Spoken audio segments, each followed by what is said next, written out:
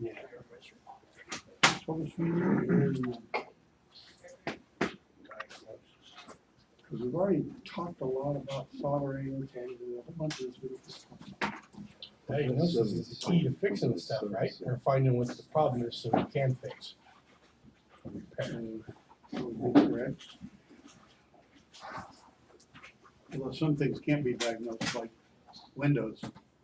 Nothing can be diagnosed. You're angry. You got anger issues about Windows. Garbage. Garbage. The world works on on Windows. Mac is the No, the world minority. doesn't. That's the problem. The world doesn't work on Mac- Windows. It works just Mac, fine on Mac is a minority. All right. Circuit diagnosis. We'll talk a little bit about having a plan of attack. Some of the different things we can do to test and analyze and verification failures. We're not going to talk too much about repair because we've already done that in this class. So,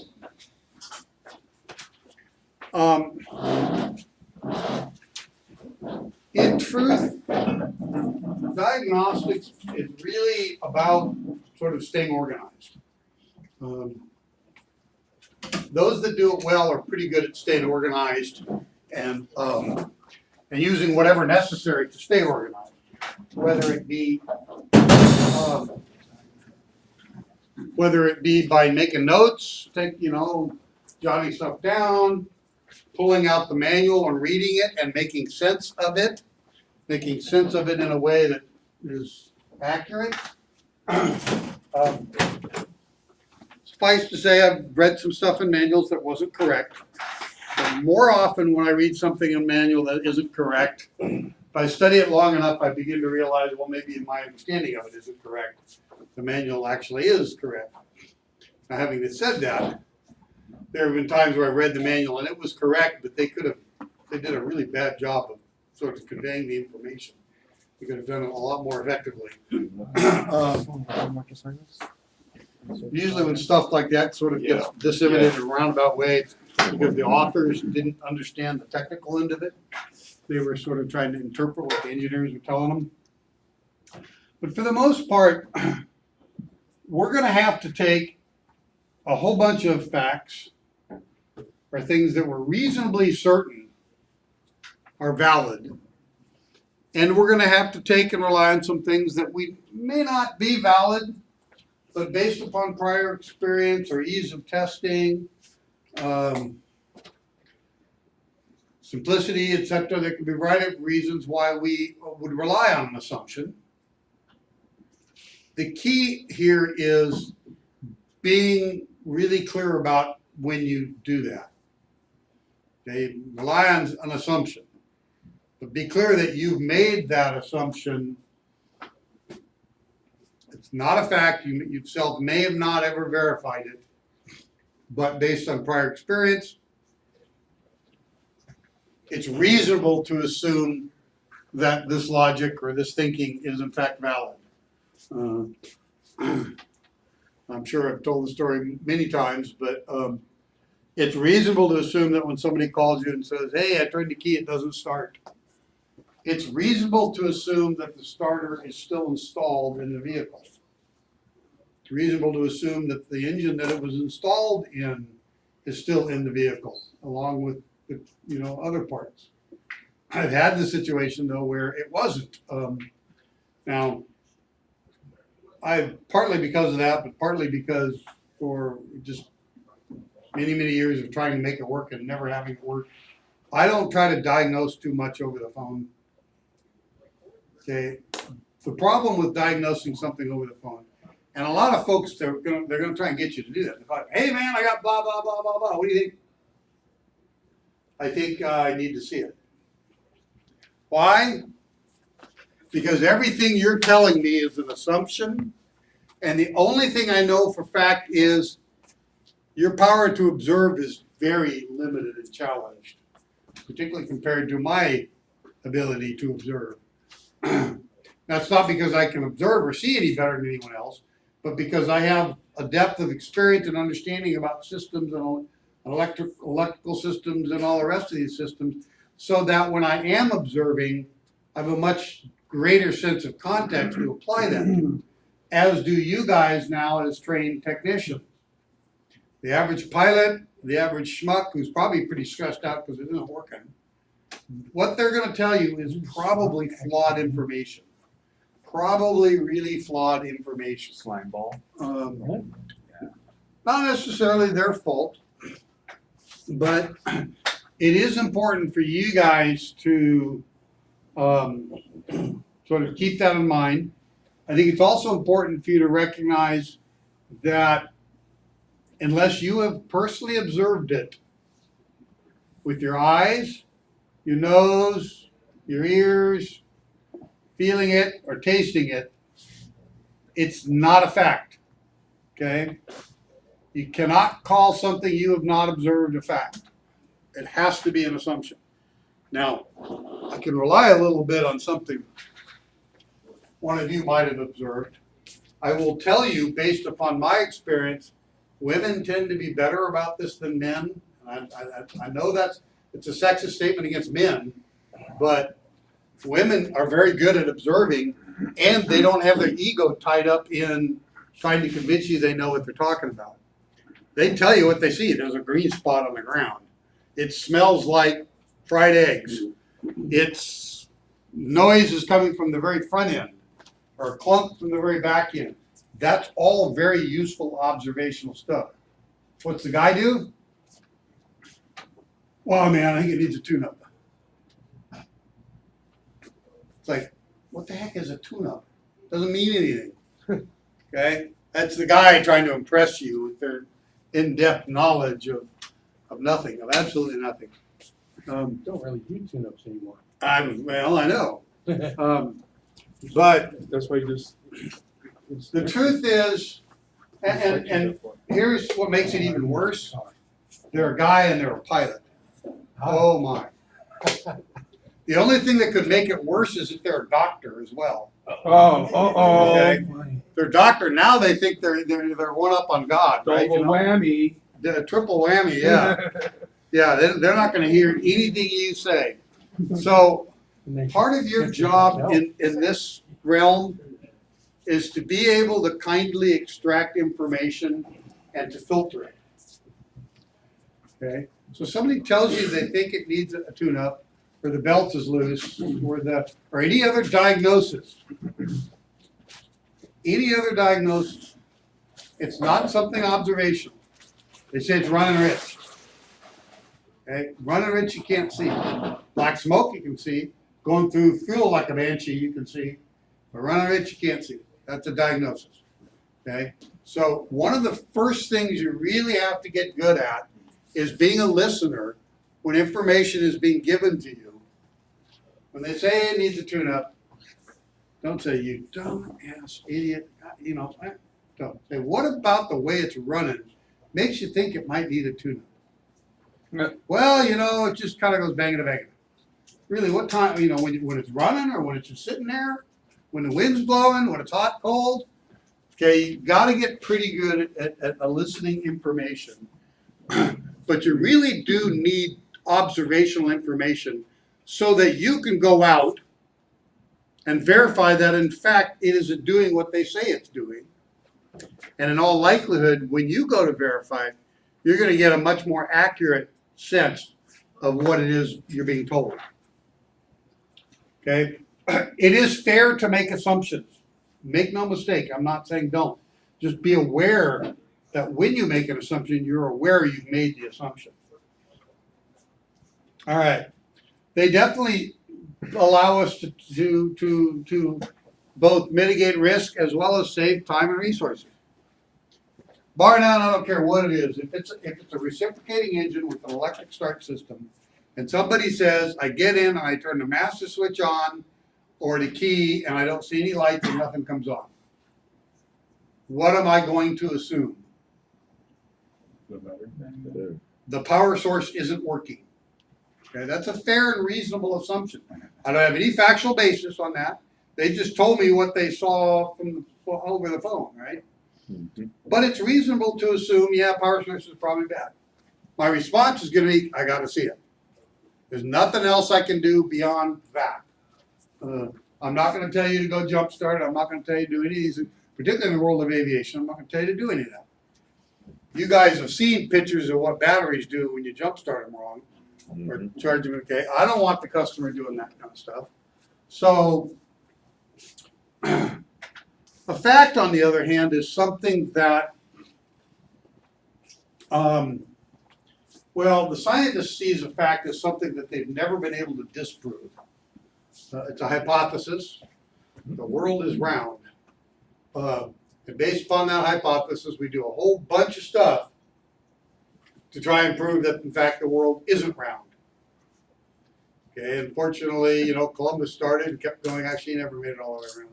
But there have been a few others that have made it all the way around and got back to where they started.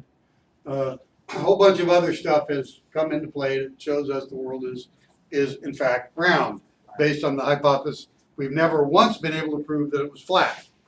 Now the fanatic, on the other hand, goes about trying to prove it is in fact is so. Don't be the fanatic, okay? Don't go in, must be the battery. The battery's got to be bad. We've got to replace the battery. Master switch, I don't hear a click. You got to replace the battery. Okay, that's what a fanatic does. Don't do that. Your response is, sounds like it might be the battery, but I have to see it. Okay.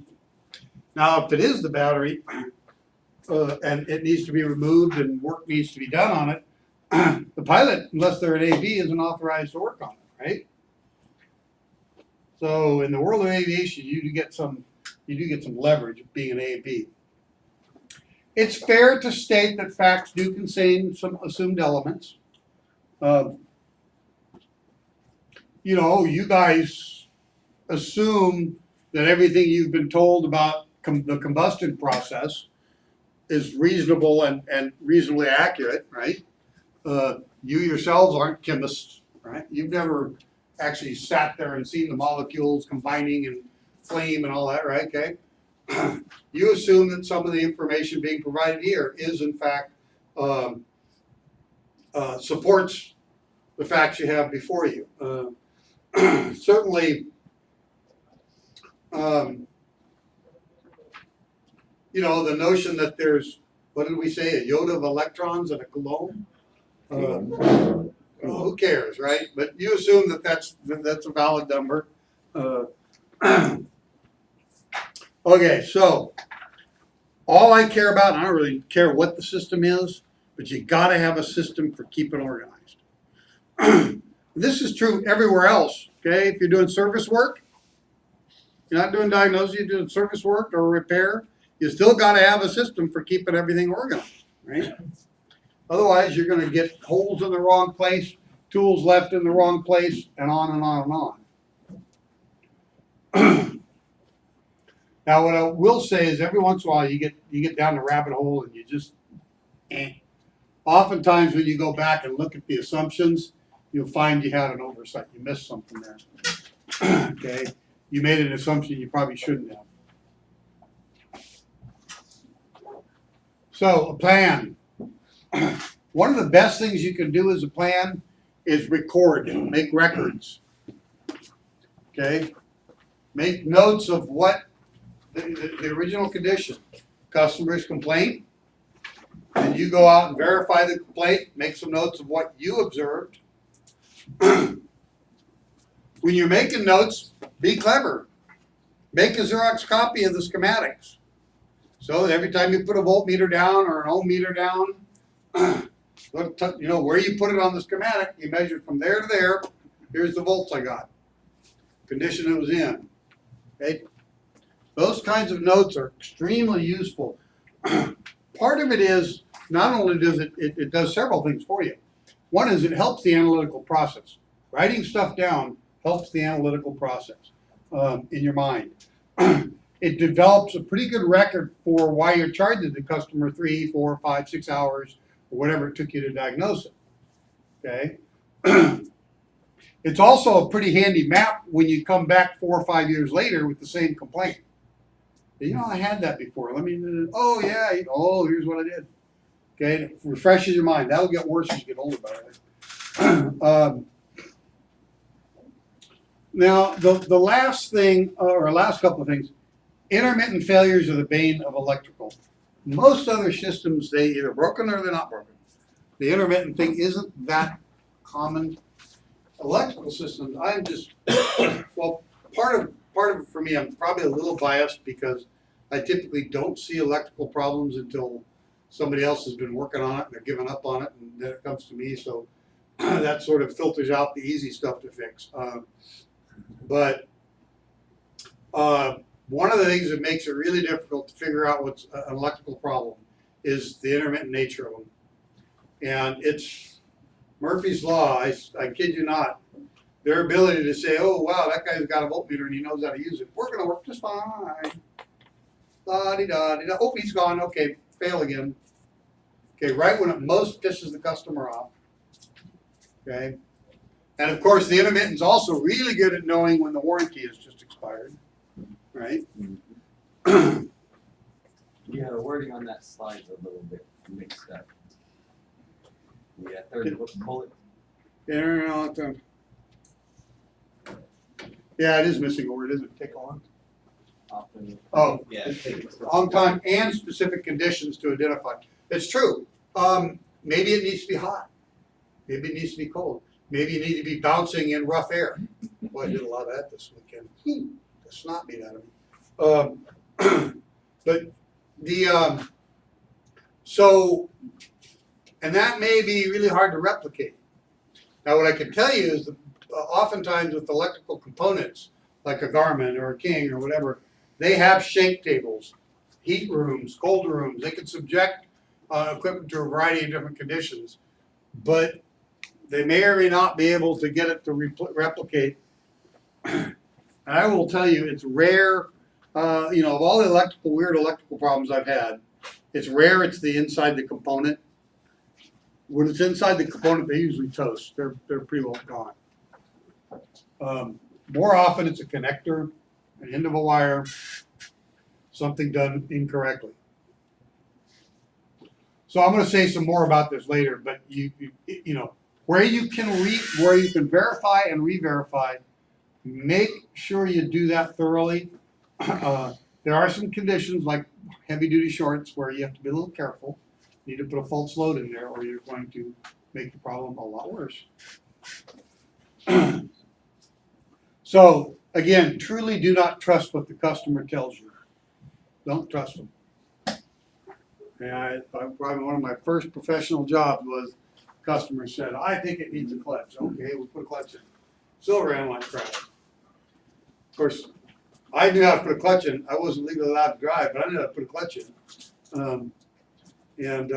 So then we went driving it, and I was like, well, your engine's got a problem. There's nothing wrong with the clutch. It was one of the carburetors wasn't working right, so we fixed that. It was all better. My own bad, though, for not taking it out and driving it and verifying what the customer was telling me.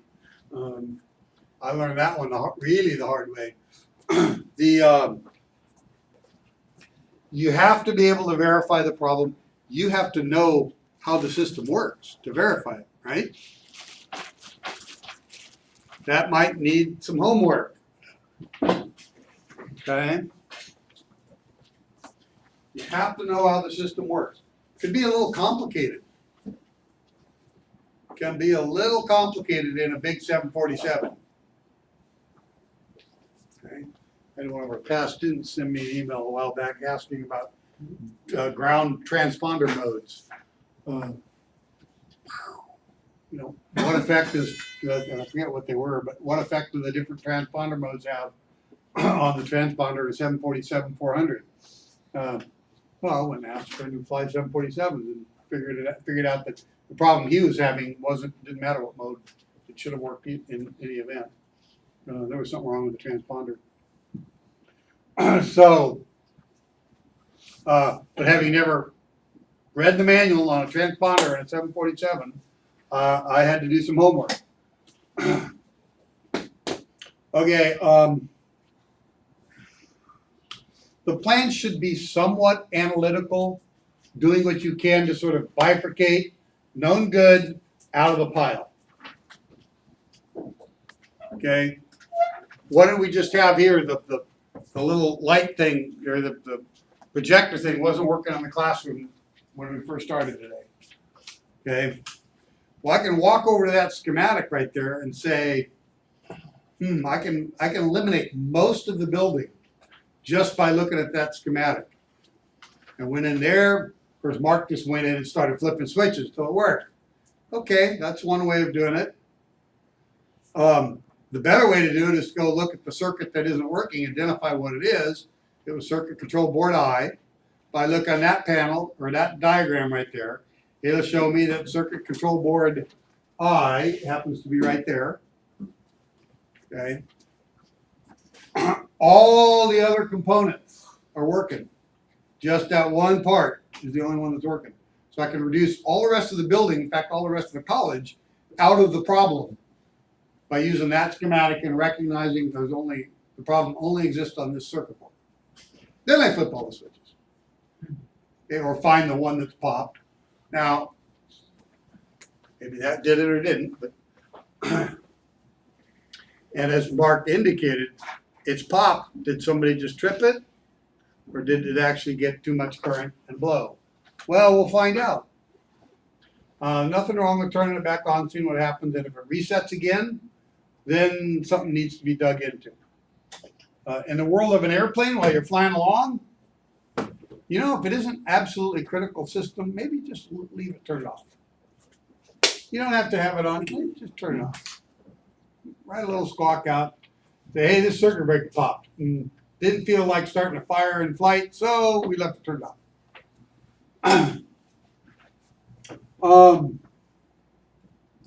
But yeah, I think, you know, we have a tendency to look at a big schematic and see the whole thing at once.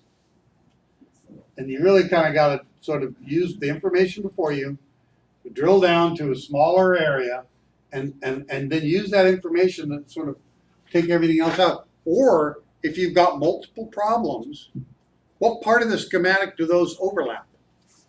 Okay, I had a little problem over there and something across the building wasn't turning on either.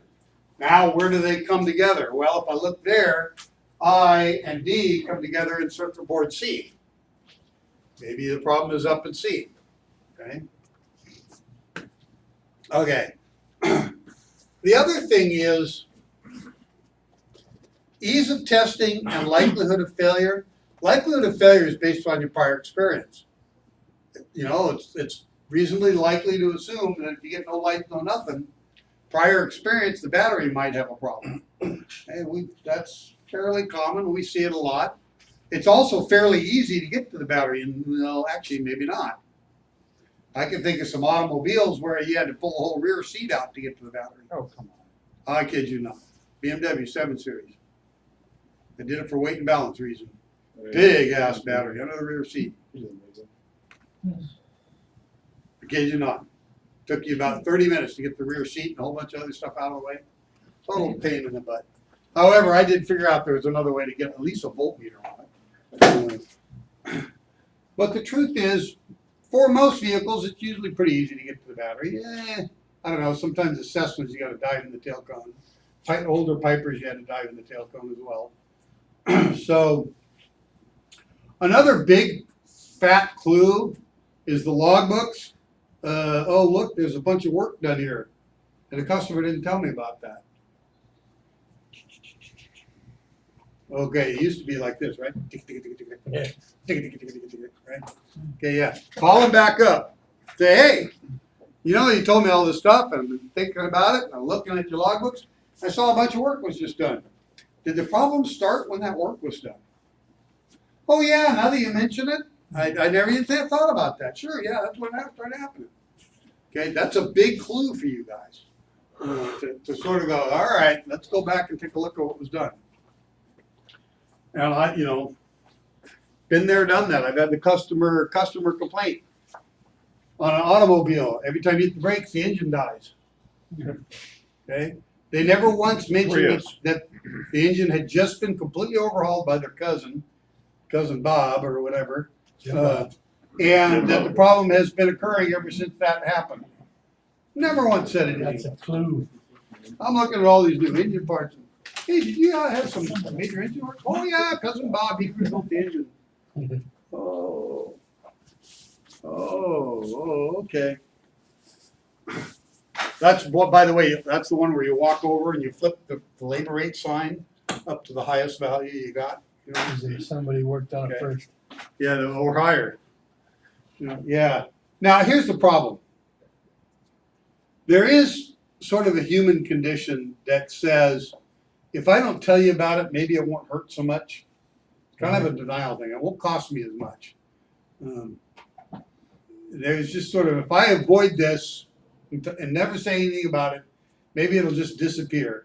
And it gets particularly profound if they're the ones that actually did a little bit of the tinkering. Okay? Because now they're in a state, guys, they're in a state of I give up, you fix it. So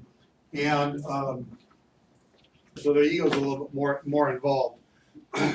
So again, you open the cowl and there's a bunch of new parts, a bunch of logbook entries, or a bunch of new parts and no logbook entries. That's even worse. Then at that point, you really sort of got to throw a red flare up in the air and say, all right, this could go ugly in a lot of ways. Either this guy's trying to get something for nothing, or in any event, they haven't told me the whole story. And we're going to need to get a little bit more communication.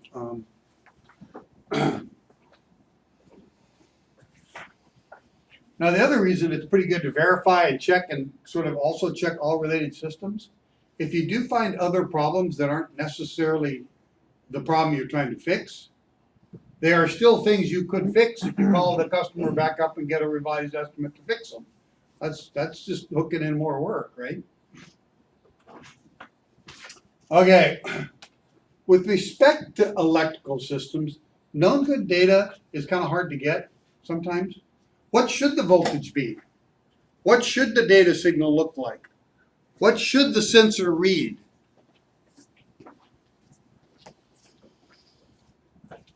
Where would you find that data?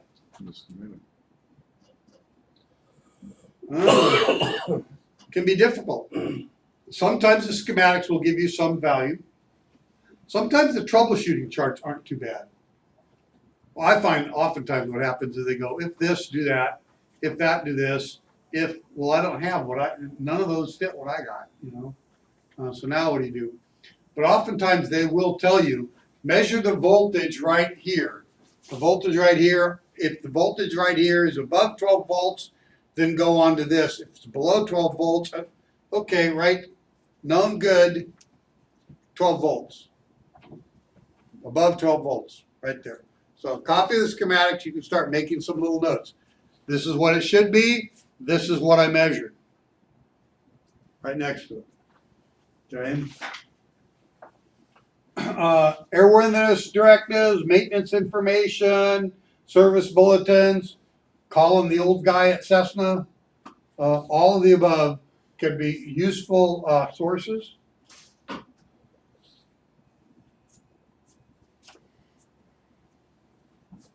The other thing you could do is just spend a little bit of time when you've got something that's operating correctly. Throw your voltmeter on it. Throw your oscilloscope on it. I used to do this all the time. You know, most automobiles, they've got about 10 or 12 sensors. That's it. In a matter of about an hour, I can get a snapshot of all sensors operationally, what they should look like when they're operating well. I used to do that all the time. And so, because they're not going to give you that kind of information. The manufacturer will never give you that kind of information. I used to really annoy the engineers when I would come up with that kind of information. You can't know that. Yeah, I can. Come a little oscilloscope and I measured it.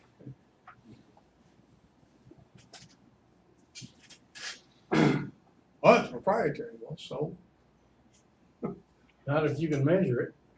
I can measure. Well, it's I've had BMW North America tell me that the valve lofting on a camshaft was proprietary, and I can't know that.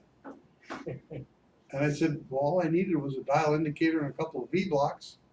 It's really easy to plot it out. You can't know. You're not supposed to know. Well, how are you going to stop me? What law and what planet on what universe? You know. that kind of They only stuff. come after you if you copied it and tried to sell that information, Yeah, right? yeah, I know, the guy was just an idiot. So you should have some sense when you're testing or measuring something, you should have some sense of what you expect to see. If it's bad, these will be the conditions. If it's good, these will be the conditions. Voltage, resistance, current flow, oscilloscope pattern, something like that. You should have some sense of that. If you don't, back to the drawing board. Time to start doing some homework. Okay. I would say oftentimes in a lot of the diagnostic jobs I've done, I spent more time doing my homework than actually trying to diagnose anything. But because I did my homework, I had a comprehensive understanding of what the system was supposed to do. Then when I went and started looking at it, it was fairly easy to trace down what was causing it to not do what it was supposed to do. So some of the things we can do, particularly with intermittents, but with any system in terms of trying to isolate sections, we can disconnect fuses or turn off circuit breakers. Okay, now that would be kind of rude to do, but I could have found that problem by going around and turning off all the major circuit breakers. Click, click, click, click, click. Oh, okay, yeah, there you go. One thing's left. I didn't need to because I had a good schematic.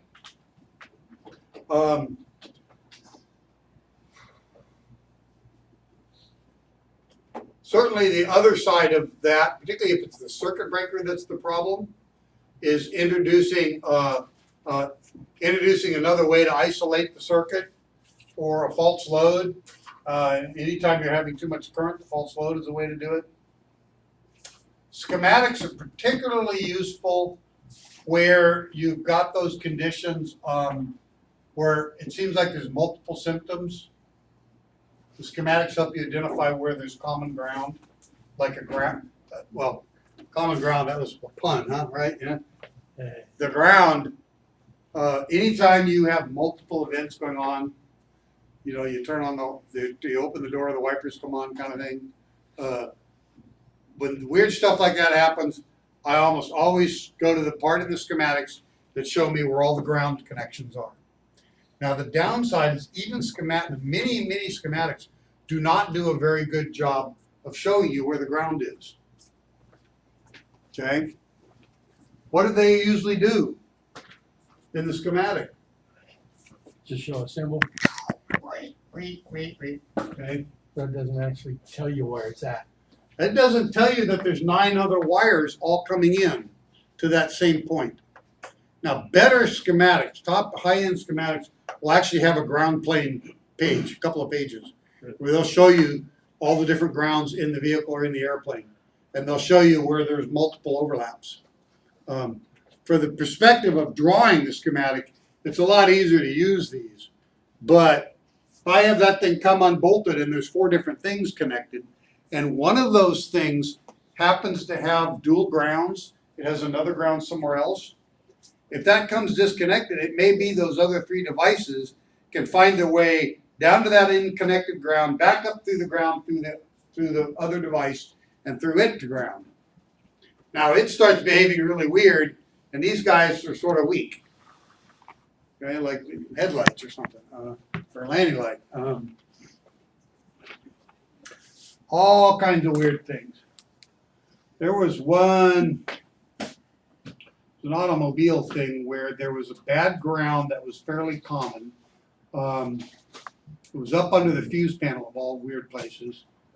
The ignition circuit would try to, the capacitive discharge ignition system would try to find ground through the headlights.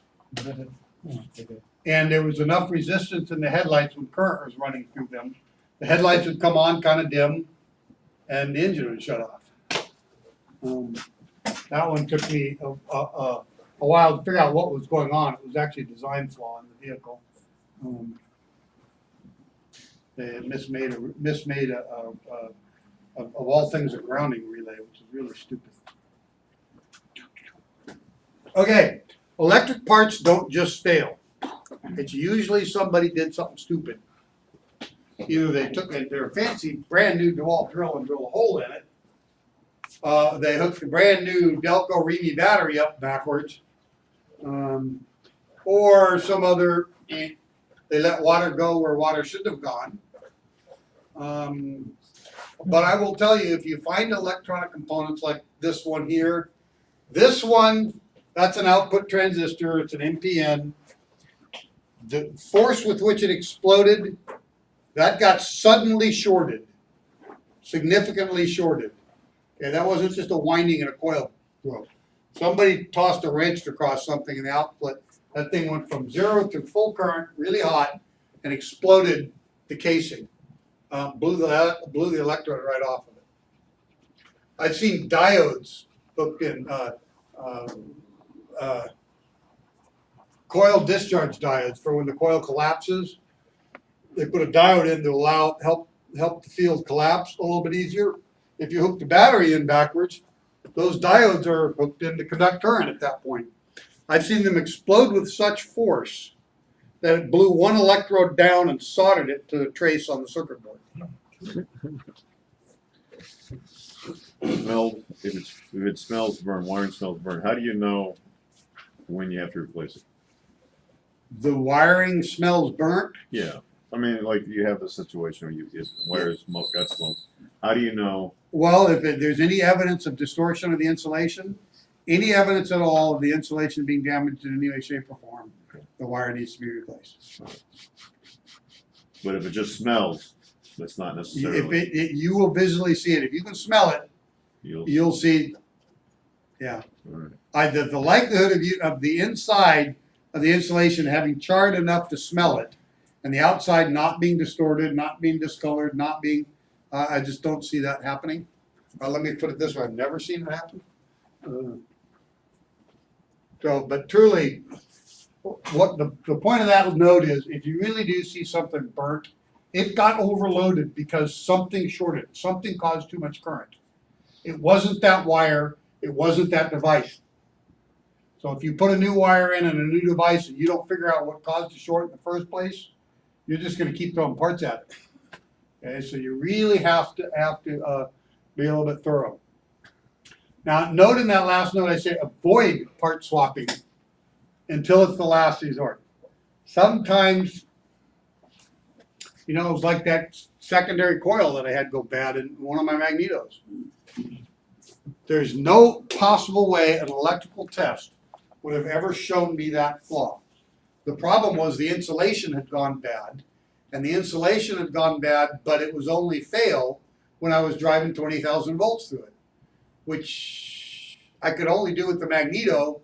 Only with the coil and the magneto, I couldn't see it arcing in there because it was down underneath. The only possible way I could identify that was take the whole damn thing apart, look closely at everything, and replace the coil, and it started working. Then I took a closer look at the coil, and sure enough, I found out where it was blowing through. So it does happen.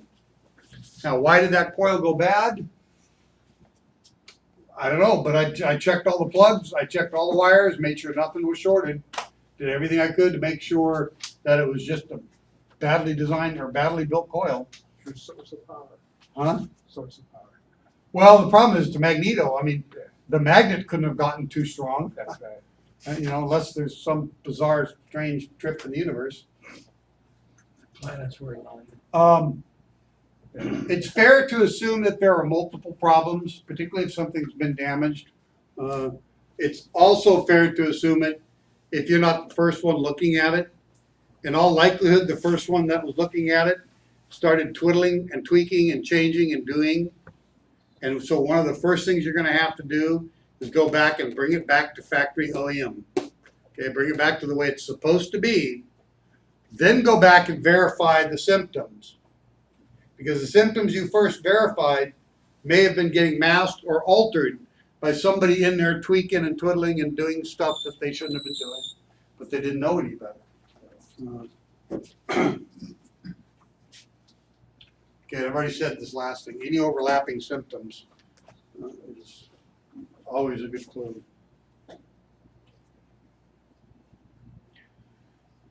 So I say this note with some trepidation. You know, it's not often. Maybe once a year, once every couple of years, I'll find manufacturer's data that's just flat wrong. I have no idea where they came up with this, but it ain't right. So sometimes it happens. Production of the manuals and the production of the vehicle, of the airplane, happened at the same time, and they got some boo-boos there. So I will tell you, my own experience is most of the time when I think the manual's wrong, if I go home and think on it for a while and sniff it out a little bit more, I'll come back and come to realize the manual was right. I just wasn't getting it. Now, if you're not a strong technical reader, this is not the business to be in. Go become a strong technical reader, because you really have to be able to take fairly complex information out of manuals and make sense of it. That's particularly true here. It is important, if you value your test equipment, it's important to know how to use it. Trying to read power from ground to ground doesn't get you much. Let me put it this way, if you're reading between two grounds and you do get voltage, you're probably close to the problem. But I've seen countless times I've had fellow technicians going, and I go look at it and I'm like, oh, what is it you think you're testing? Okay, well that isn't going to get you anything. So obviously things like reading resistance with parallel paths, or reading resistance in a big heavy duty current wire. Okay, there's a huge voltage drop across the wire at 300 amps. But at 4 milliamps that your ohm meter uses, there is 0 voltage drop. Okay, the only way you're going to be able to test that big fat wire is with a voltage drop test while the starter or whatever it is turned on. The ohm meter will never show you that as a problem.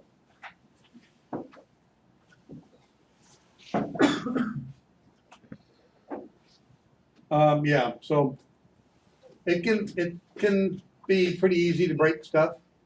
One of the reasons I actually like oscilloscopes is because they are so expensive, they're very well protected. They're super high. They're like 10 million ohms resistance. So you can't short circuit an oscilloscope. Very, very difficult to do.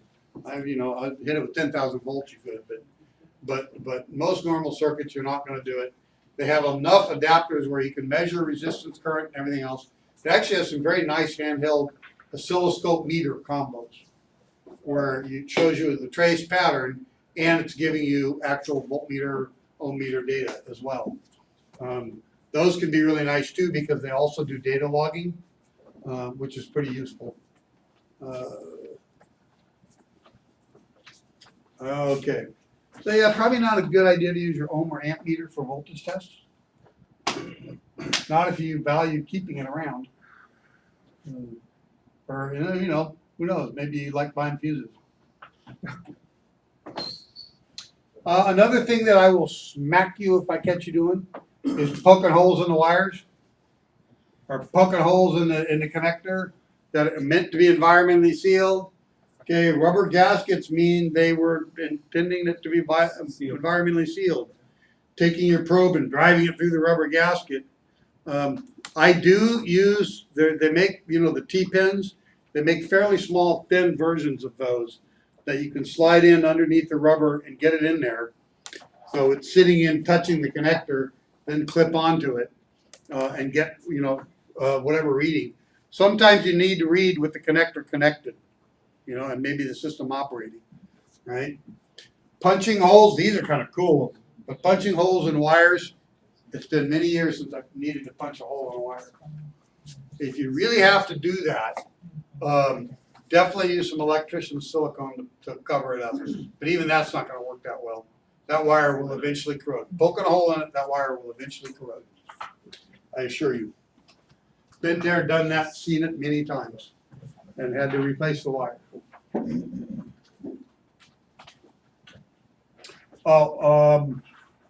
So yeah, definitely if you could repeat the conditions, certainly. It's also a pretty good idea to sort of double check. I'm doing my volt drop check. Okay, I got a drop there that I shouldn't have. Okay, disconnect the circuit, measure with my ohm meter. Or maybe take an amp reading, something else to verify that in fact is the problem area, particularly if it means diving into a wiring loom. It can be a lot of work to unsplice a wiring loom. So again, I've talked about heating and cooling and vibration testing. Then once you're done, you've got it fixed, you put it all back together, do a full system run. Anything related to it, okay? You do not want to give the airplane back having introduced new problems because something didn't get put back together correctly. Okay, that one note is there. Wiggle testing is also another useful tool. You might need an operator, somebody looking at the true view scan or whatever it is, somebody sort of verifying that things are operating while you're over on the other end wiggling the wire, and just sort of working your way along, wiggling until it starts to act up. It's really, really important at the end of the day that when you give the airplane back to the customer, the owner operator, it works like it should. Now that said, one of the things you want to do when you first get the airplane is make sure that all the related systems do work. There are a few folks out there that will say, I'm just going to blow this fuse, stick it in there. This thing over here is completely broken. I'll bring in and say, hey, I got a blown fuse. You want to fix the fuse? You go, oh yeah, put a new fuse in, give it back to them. They say, hey, this doesn't work anymore over here. You broke it. I've had that scenario more than once. So, as opposed to me saying, yeah, I hear you say that, except when I first got in it, started everything up, I did a full system check and it didn't work. So, not on me. I'm happy to fix it if you'd like, but my billing rate just went up. Because you're a liar and a cheat. Right. Liar. Yeah. So, yeah. Definitely, if it looks like somebody else has been tinkering around in there, the owner operator has given you information that doesn't match, or has not given you information that matches with what you're physically seeing. That's where you really got to just okay, be a little bit on alert.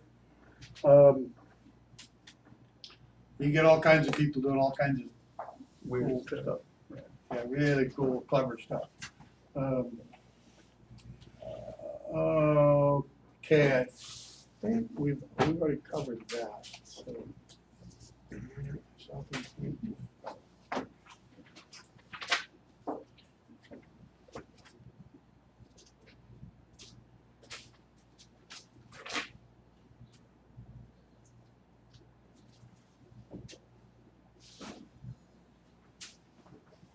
okay, I got about a few more slides. Then we'll review the test and call it quits. All right, so we know open, short, failed power source, or multiple failed power sources. Cannot be any other problem. So as defined, an open is where there is an intended or an unintended increase in resistance. It could be infinity resistance, 2 additional ohms, doesn't matter. It's unintended additional resistance that has reduced the current or the amount of electrons flowing or made them completely stop flowing.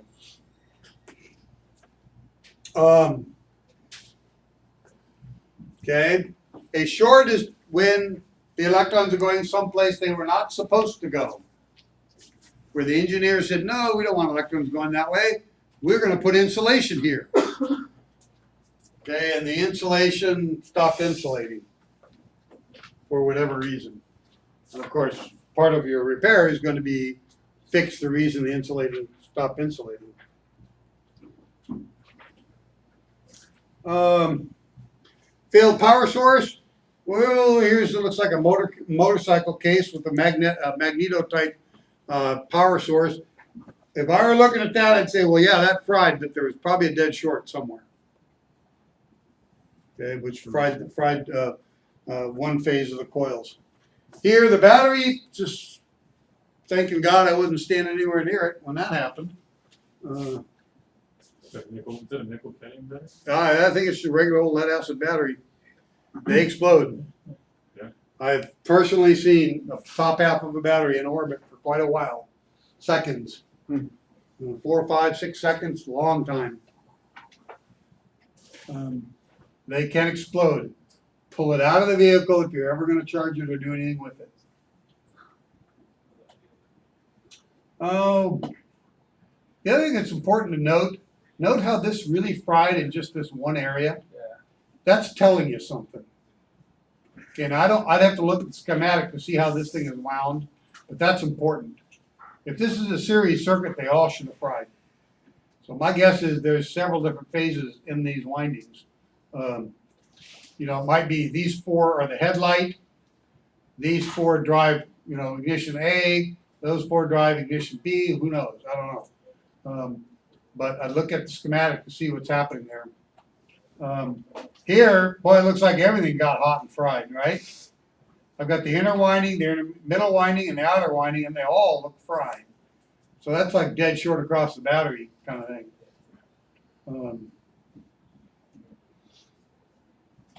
Okay. Circuit boards, easy money. Look at that thing. Yeah, it's got nice and cracked all the way around there. This big lug was too big for the soldering process used. Here it shows up really well. You can see this one actually formed a little ring, kind of like Kilauea volcano little ring. That fissure right there is a function of this inner solder cooling faster. The outer solder formed and pulled away. The inner one cooled so fast that it formed a little bit of a fracture. Here, that fissure is completely broken free now. Okay? Same thing right here. That fissure is completely broken free. That's a cold solder joint. Looks like there's a little bit of a fissure right in here too. So this one also might crack. Here, traces got fried, something got overloaded there. Too much current. Connectors, yeah, bad connector. Factory, OEM, looks really good. Okay. If there's green in the wire or green anywhere, it's full of corrosion, there's nothing you can do but replace. You cannot dry out a drowned wiring harness. And this is particularly true if it was ocean water that got to it. If it was ocean water that got to it, everything needs to be thrown away. It's just not fixable. It will continue to corrode no matter what you do. Pretty common to see pin misalignment in cheaper pins. Better stuff like we use in aviation, you tend to not see it as much. Or if you see it, there's a problem where a pin got bent. Probably some gorilla got in there and was manhandling it.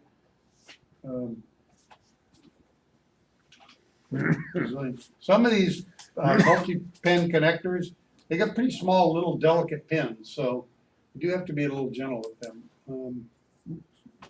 Okay, the last little thing I want to talk about is idiot alert. So if you see black vinyl tape or red vinyl tape, or pretty much any color vinyl tape, call the owner operator and say, come get this thing, I ain't working on it. Okay, I mean, it's anybody that's using black vinyl tape on anything. Now, my own experience is I've seen somebody actually use black vinyl tape in an oven. That was really bizarre. Vinyl is sort of not so good. Not only does the glue that's used on the tape does not hold, but vinyl, when it gets to about 200 degrees, starts putting out toxic gases that are lethal. At about 350 to 400 degrees, it can start a fire, it can start burning. Okay, it can do all kinds of stuff that has no business being on an airplane or anywhere else. I don't know that there's anything useful for black vinyl tape other than making, letters on the side of the wall or something. I don't know. It doesn't even make very good masking tape. It's kind of useless. I don't know why they make the stuff. This, of course, should cause you to wonder. I have to say, did they do that just for the picture? I don't know. What I will tell you, though, is it sort of sneaks up on you. You don't realize it. It's a normal job. You're kind of doing your thing. Got a work order. Everybody's hunky-dory. You start looking at it. All of a sudden you start going, wait a minute. That isn't right. then you know that isn't right either. And then all of a sudden the lights start coming on. You realize, you know what, this thing's a basket case. Oh my God, what has been going on here? That's when you really have to back up and say, all right, I'm not doing any more work until we've got a long heart to heart. Me and the owner operator have had a long heart to heart. Is that the typical installation at a hangar at a Gillespie? That's One- pretty, yeah, one pretty normal outlet, stuff, right? One You know? outlet, and you're just trying to, make You things. know, out work. there at Gillespie, hook them all up, man. Okay, it's a 15 amp circuit, I'll be able to handle it. Okay, Just saying, yeah, whoever designed the hangar didn't do a very good job. which ones? Oh, wait, all of them. Yeah. Yeah, pretty much all of them. All right, let's talk about the test.